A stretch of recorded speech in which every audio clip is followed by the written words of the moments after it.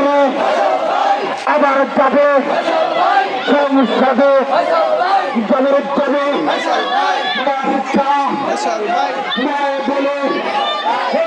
বলে তাই না করে কথাই কয় তাই না করে আবার যাবে